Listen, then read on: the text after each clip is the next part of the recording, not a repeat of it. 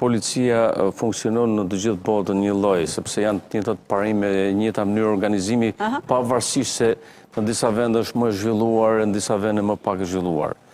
Unë nga praktika ime 25 vjeçare nuk kam pas rast që të kapim në një person kërkim rastësisht në rrugë. Nuk ndodh. Në një rast, në një budallë. Si ndodh në të tilla raste? Në të gjitha rastet personat, sidomos me këtë lloj backgroundi që kanë, kriminal, shpenzohet shumë para, shpenzohet shumë mund, ka do një organizim shumë të madh, do rrjet, do informacion, do inteligjencë, do agent, do burime të mëdha informacioni.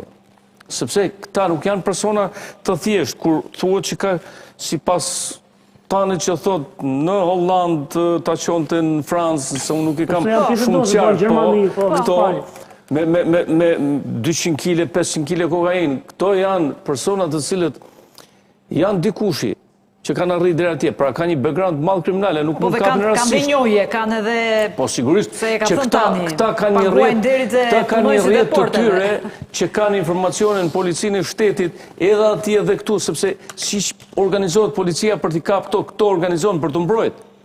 Dhe kanë burime të mëdha informacioni. Po të garantoj që edhe këtu në policinë shqiptare ka burime të mëdha informacioni, sepse Interpoli që është njeriu që kishte ky që ndihmonte për sigurinë, ishte komandant e di atë djalin, po. Dhe ai shpëtoi aty. Po sigurisht. Pra, këto janë persona të cilët siç organizohet policia për të kapë, këto organizohen për të mbrojtur, kanë burime dhe paguajnë për informatorët. Prandaj nuk është, po ajo që më shqetëson mua është si ka mundësi që të arri, a kemi një përgjithësi ne këtu si shtet, që një shtetës i jonë shqiptar, helmon gjithë Europën e Shqipërinë këtu masivisht me drogë, ky e tjetëri me radhë. A ka përgjithësi ky shtet këtu? Po me dikush do ta shesi atë, dikush do ta trafikojë tani. E disa fëmijë, edhe disa familje vuajnë nga fëmijët e tyre që janë në varësi të përdorimit drogës në Shqipëri. Prandaj ekziston bashkëpunimi mes policisë, shtetit, e di se pijet drogë në për shkolla masivisht dhe në për lokalet e Tiranës pijet drogë masivisht dhe shitet droga si më qenë të shit cigare.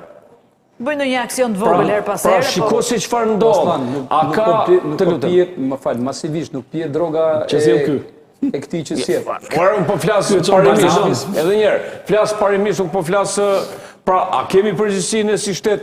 Po më pijet dhe kokainë këtu, po. Pijet kokainë, pijet çdo lloj droga sintetike, masivisht, shumica e të rive, po. Pse?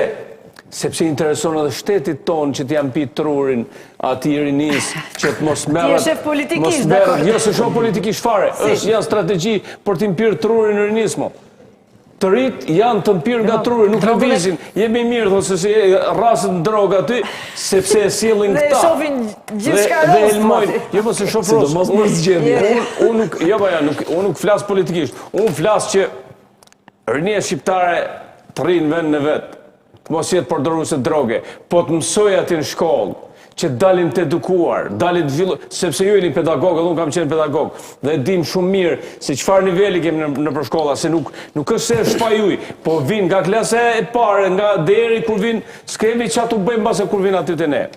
Prandaj është strategjia, sidomos në këto vite, është filozofi për ta shpërbërë popullsinë shqiptare dhe për të na zëvendësuar me indian. Rrugëve të Tiranës indian ke. Dhe për 30 vite ti do kesh dëgjoj. Për 30 vite ti do kesh deputet parlamentit të Shqipërisë do të kesh indian atje. Unë du që, unë s'kam asgjë me indian, unë du që shqiptarët, unë du vendin tim, du që shqiptarët jetojnë këtu. Du që rinia të jetoj këtu, du që rinia mos jetë dërguar, du që familjet shqiptare të kenë mundësi ekonomike. Kjo do ishte idealja o do gjani po? Po bëhet, po s'duan se e vjedhin këtë vend. Bëhet, sigurisht që bëhet. Dhe kjo qëndron. Çfarë ide kishe, Kreshnik? Sepse kanë planifikim për ta shpopulluar këtë vend, po e shpopullojnë. Kanë marrë rrugët e Europës rinia shqiptare e këtu zëvendësohemi me... Puna është jemi në konstatim. duhet të eci Si t'ja bëjmë? për ta t'ja bëjmë? realizuar, s'kemi zgjidhje. Ma thua ide që ti bëj një pyetje Zgjuar fundit sistemi. Hoxhës.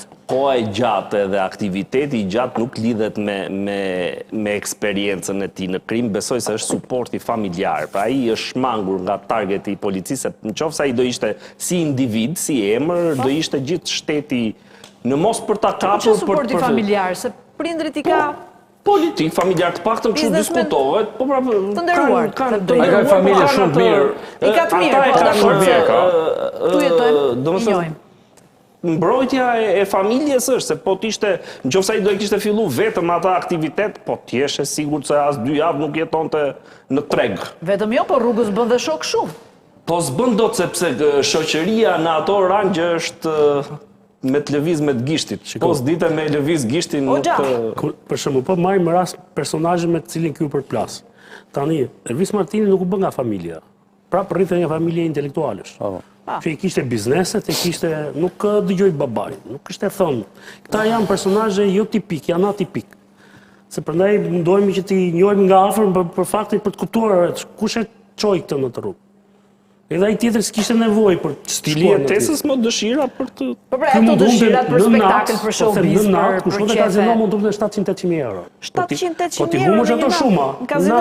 Së pari duhet i kesh. Atëherë ato si bën dot përveç se me trafik droge. Dhe ky kishte një gjë tjetër. Të gjithë ata që ishin bosën qarkullim, të mëdhej, kishte një gjë që nuk i mundohej të mos i kishte kundërshtar. Pra, te kjo pjesë e marrëveshjeve thashë kishte dhunti. Përvojën time edhe për emrin që përmendë përvojën time modeste, domethënë krimi 30 vjeç nuk fillohet. Ti je sigurt që po filloi 14 vjeç më herët. Pak më vonë ka filluar. Ky ka filluar me prap herët. Nuk është eksponent, nuk ka strategji, ai nuk ka as instinkte kriminale, as ai as personazhi tjetër i ndjeri, ti je i sigurt që si ka pasur. Pastaj miti miti mediatik është tjetër gjë nga realiteti. Domethënë në Tiranë, paktën flas për këtë qytet që kam lind.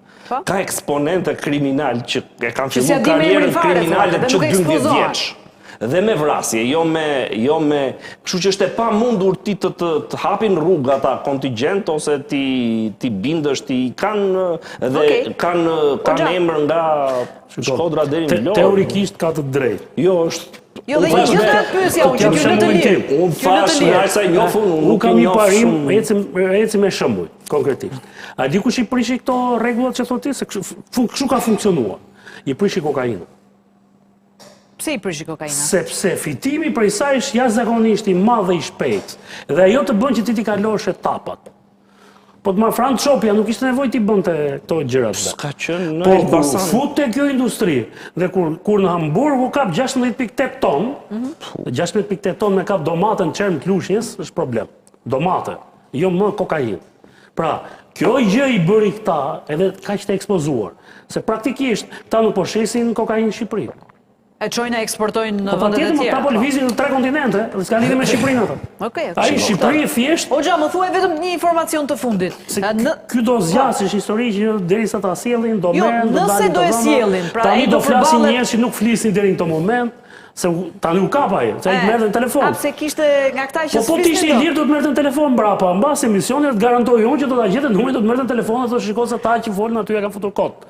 Pra, i ky i bënte këto, nuk ishte më njerëz medias ka pas njohje. Po nëse vjen këtu, do hapi, pra mund të kontribuojë për të zbardhur ndonjë çështje apo do përballet vetëm me fatin e vet. Po këto nuk janë tipa që bashkëpunojnë kështu. Që shkon tek pjesë, por gjithsesi jo, po mos ket suportin ai e thyn oficeri policisë gjyqësore për gjyqësore. Me kanë suportin.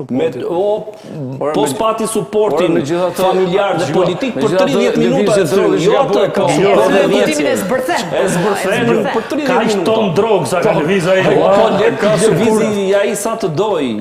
Ti thot ai që me këtë shkop kanë thënë dorën e filanit të shefit.